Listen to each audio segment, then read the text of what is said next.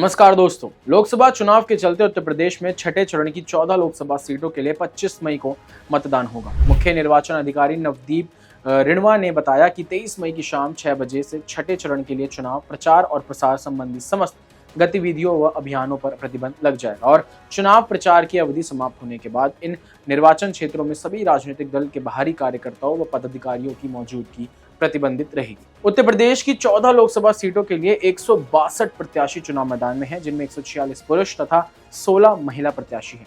छठे चरण में सुल्तानपुर, प्रतापगढ़, फूलपुर, इलाहाबाद, अंबेडकर नगर, श्रावस्ती, डुमरियागंज, बस्ती, संत कबीर नगर, लालगंज, आजमगढ़, जौनपुर, मछली शहर, भदोही लोकसभा सीटें शामिल हैं। वहीं इन 14 लोकसभा सीटों में 12 सामान्य वर्ग की सीटें हैं, जबकि 2 सीटें आरक्षित। इस सीट में कई दिग्गज चुनाव मैदान में हैं। इनमें 8 बार की सांसद मेनका गांधी, धर्मेंद्र यादव, दिनेश लाल यादव निरहुआ, जगदम्बिका पाल और लालजी वर्मा जैसे नाम शामिल हैं। कुल 162 उम्मीदवार चुनाव मैदान में हैं और कई हॉट सीट पर कड़ी टक्कर देखने को मिल सकती है। आइए अब एक एक करके इन 14 सीटों का समीकरण समझते हैं। सुल्तानपुर में लोकसभा सीट पर बीजेपी ने मौजूदा सांसद मेनका गांधी को टिकट दिया। मेनका गांधी यहां से 8 बार की सांसद रह चुकी हैं और इस बार अगर वो चुनाव जीती हैं तो उनका नाम उन चंद सांसदों की लिस्ट में शामिल हो जाएगा जो 9 बार सांसद का प्रतिनिधित्व कर चुके हैं। सपा से यहाँ राम भुआल निषाद और बसपा से उदराज वर्मा चुनाव मैदान में है। इस क्षेत्र में मेनका गांधी की समाज में हर तबके में पकड़ मानी जाती है। प्रतापगढ़ लोकसभा सीट कुंडा के विधायक राजू भैया के प्रभाव की सीट मानी जाती है।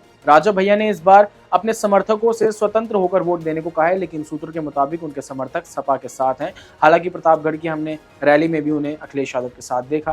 बीजेपी ने इस सीट से मौजूदा सांसद संगम लाल गुप्ता को टिकट दिया, जबकि सपा की ओर से एसपी सिंह पटेल मैदान में। ये भाजपा के लिए काफी हॉट सीट मानी जाती है, लेकिन अनुप्रिया पटेल की बातों के बाद इस सीट पर राजू भैया ने बीजेपी के विरोध में प्रचार करना शुरू कर दिया है। हालांकि वह इतना स्वतंत्र होकर नहीं बोल रहे हैं, पर उनके जो समर्थक हैं वो जमकर प्रचार कर रहे हैं। फूलपुर लोकसभा सीट बीजेपी ने मौजूदा सांसद केसरी देवी पटेल का टिकट काटकर प्रवीण पटेल को उतारा है।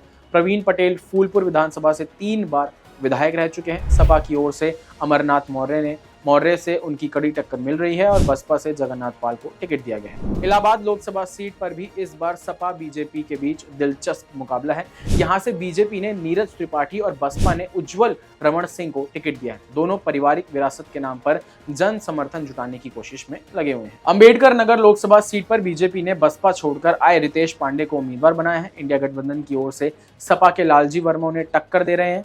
बसपा ने यहां मुस्लिम प्रत्याशी पर दाव लगाया। बसपा से मोहम्मद कलाम शाह को बदलकर कमर हयात को टिकट दिया गया है। श्रावस्ती लोकसभा सीट पर बीजेपी ने साकेत मिश्रा को टिकट दिया है। साकेत पीएम मोदी के प्रधान सचिव और राम जन्मभूमि मंदिर समिति के अध्यक्ष नृपेंद्र मिश्रा के बेटे हैं। उनका मुकाबला सपा के राम शिरोमणि वर्मा से है। राम शिरोमणि 2019 में सपा बसपा गठबंधन से सांसद हैं। डुमरियागंज लोकसभा सीट पर भाजपा के जगदम्बिका पाल का मुकाबला इंडिया गठबंधन के भीष्म शंकर से है। जगदम्बिका पाल 2 बार कांग्रेस और 2 बार बीजेपी से टिकट से सांसद रह चुके हैं और 5वीं बार मैदान में है। बसपा ने यहाँ मुस्लिम प्रत्याशी नदीम मिर्जा को टिकट दिया है। बस्ती लोकसभा सीट की बात करें तो यहाँ पर इस सीट पर चौधरी वोटर्स अच्छी खासी तादाद में है। सपा ने यहाँ से पूर्व मंत्री रामप्रसाद चौधरी को टिकट दिया है। बीजेपी ने 2 बार सांसद रहे हरीश द्विवेदी और बसपा की ओर से लवकुश पटेल मैदान में है। संत कबीर नगर लोकसभा सीट पर बीजेपी और सपा के बीच सीधी टक्कर है। बीजेपी ने यहां मौजूदा सांसद प्रवीण निषाद को टिकट दिया है। प्रवीण निषाद कैबिनेट मंत्री संजय निषाद के बेटे हैं। उनका मुकाबला सपा के पप्पू निषाद से है। लालगंज लोकसभा सीट पर भी 2019 के विपक्ष पर कब्जा था। इस सीट पर मुकाबला त्रिकोणीय है। यहाँ बीजेपी ने नीलम सोनकर, सपा से दारोगा प्रसाद सरोज और बसपा से असिस्टेंट प्रोफेसर इंदु चौधरी मैदान में है। मछली शहर लोकसभा सीट से बीजेपी ने 2 बार सांसद रह चुके बीपी सरोज और फिर 3 बार सांसद रहे तूफानी सरोज की बेटी प्रिया सरोज को उम्मीदवार बनाया है। बसपा की ओर से कृपा शंकर सरोज चुनाव में है। यहाँ सपा बीजेपी के बीच कड़ी टक्कर है। आजमगढ़ लोकसभा सीट पर 2019 में सपा अध्यक्ष अखिलेश यादव सांसद बने थे। बाद में उन्होंने इस्तीफा दे दिया था और उपचुनाव में यहाँ बीजेपी के टिकट पर भोजपुरी अभिनेता दिनेश लाल यादव निरहुआ ने अखिलेश यादव के चचेरे भाई धर्मेंद्र यादव को हरा दिया। उपचुनाव में बसपा सपा की हार की सबसे बड़ी वजह बनी थी।